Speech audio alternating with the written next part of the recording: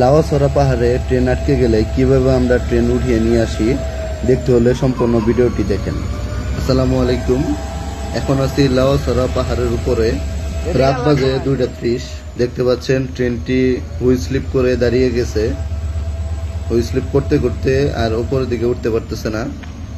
আমি একা একাই বালু দিচ্ছিলাম।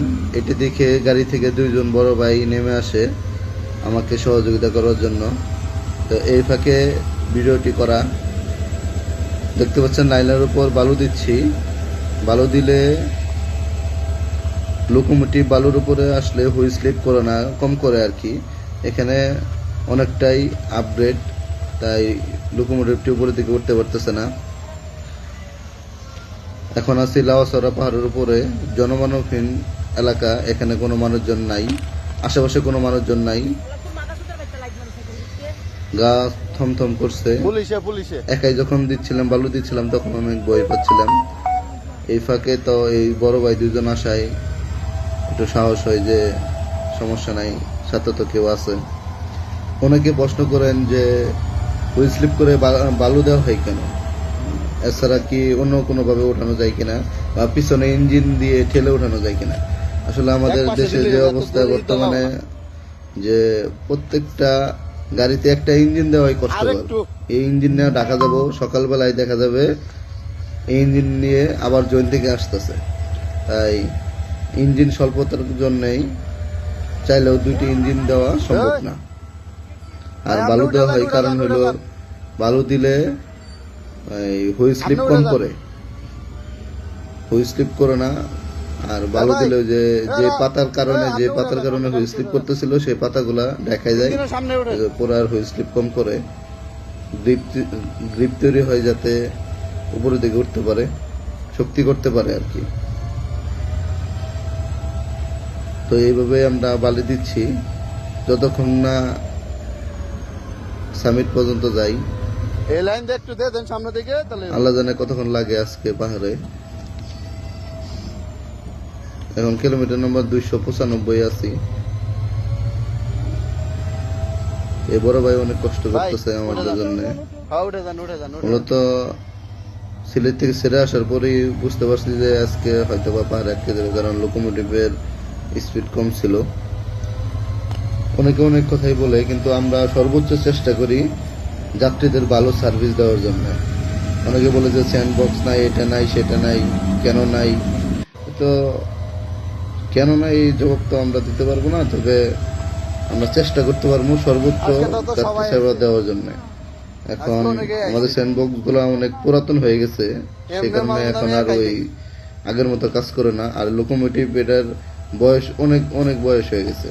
যা আগে লোড ছিল 14-28, সর্বোচ্চ ছিল 14-28, এরপরে 10, 20, 12, 24 এরকম লোড ছিল গাড়ি। তখন ইজি ভাবে উঠতে পারতো। এখন তো লোড থাকে প্রায় 15-30-এর উপরে, সবসময় 15-30-এর উপরে লোড থাকে। আজকে লোড হলো 16-32, আজকে লোড হলো 16-32।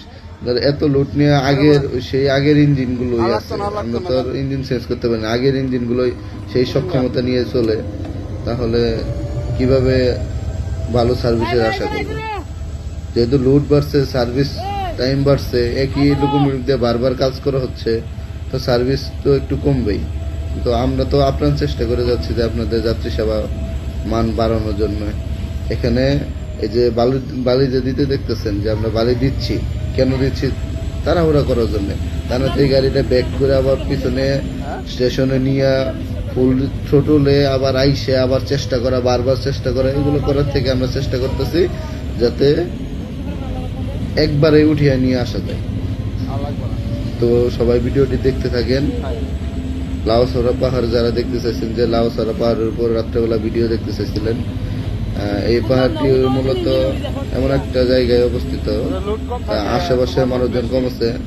দিনের বেলায় 2-1 মানুষ দেখা যায়, পর্যটকেরা ঘুরতে আসে। এখানে পিকনিক স্পট আছে একটা, এখানে অনেকে ঘুরতে আসে দেখা যায়। আমরা যখন দিনের বেলা লোকোমোটিভ নিয়ে এই দিক দিয়ে যাওয়া আসা করি, তখন আমরা অনেক জীবজন্তু দেখতে পাই। রাত্রেবেলা তারা এসে আক্রমণও করতে পারে। তো সেই ভয় থেকে আমরা মূলত ভয়টা কাজ করে। কারণ আমরা দিনের বেলা অনেক কিছু দেখি। আলহামদুলিল্লাহ আমাদের লোকোমোটিভটি প্রায় উঠে গেছে, হয়তো বা আর কিছুক্ষণ সময় লাগতে পারে।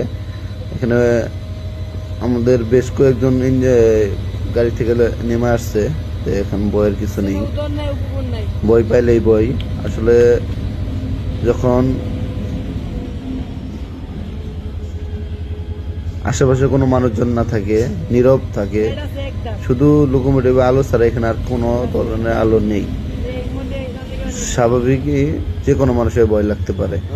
যে ভাবেন বলতেন যে গাড়িতে এত লোক আছে, এত অনেক লোক আছে, আপনার সামনে মরে যাবেন, গাড়ি থেকে একটা লোক নেমে আসবে না। অনেক দেখছি ভাই, অনেক দেখছি নেমে আসেন। আজকে পরিচিত ছিল বিদেই আজকে কয়েকজন নেমে আসছে সহযোগিতা করার জন্য। আগে কিন্তু এর আগের বার আটকে ছিল, তখন কেউ নেমে আসে নাই, একাই বালি দেওয়া লাগছে। এখন আপ্রাণ চেষ্টা করা হচ্ছে সামনের দিকে এগিয়ে যাওয়ার, দেখা যাক শেষ পর্যন্ত উঠে যাইতে পারি কিনা। লাউসরা পাহাড়ে প্রায় সময় ট্রেন আটকে যায়, এটা চেষ্টা করা হচ্ছে নতুন লাইন দেওয়ার, কিন্তু চাইলে তো সবকিছু পাওয়া যায় না। আমরা চেষ্টা করতেছি আমাদের মতো করে, আপনারাও সহযোগিতা করবেন, তাহলে সব মিলিয়ে হয়তোবা ভালো কিছুই আশা করা যায় পরবর্তীতে। আশেপাশে বড় বড় গাছ, বন জঙ্গল, কোনো মানুষজন নাই, এর মধ্যে এইভাবে প্রতিদিন যদি আটকে যায় একটা আতঙ্কের বিষয় থাকে। যদিও গাড়িতে অনেক লোকজন থাকে, পুলিশ থাকে, আরএনবি থাকে, গাড়িতে হয়তো বা কোনো সমস্যা নেই, কিন্তু আমরা যখন বালি দেই তখন আমাদের যে কোনো ধরনের সমস্যা হইতে পারে। দৌড় দিয়ে যখন যাইও দেখা যায় যে আশেপাশে বানররা এসে লাফ দেয়, মাঝে মধ্যে লাইনের উপর বানর শুয়ে থাকে, এগুলো আমরা প্রতিদিনই দেখি। অথচ একটা বানর মারা গেলে আমাদের জবাবদিহিতা করা লাগে, কেন মারা গেল, হুইসেল দিছি কিনা, এরপরে অনেক নানান প্রশ্ন থাকে। সবকিছু সহজ না, আপনারা যেভাবে বলেন যে সহজ, সবকিছু সহজ না। তো অন্ধকারের ভিতরে আমরা যখন লোকোমোটিভ নিয়ে যাই তখন বাইরে থেকে সাউন্ড, মানে এক্সট্রা কিছু সাউন্ড আসে, এগুলো শুনলেই ভয় লাগে।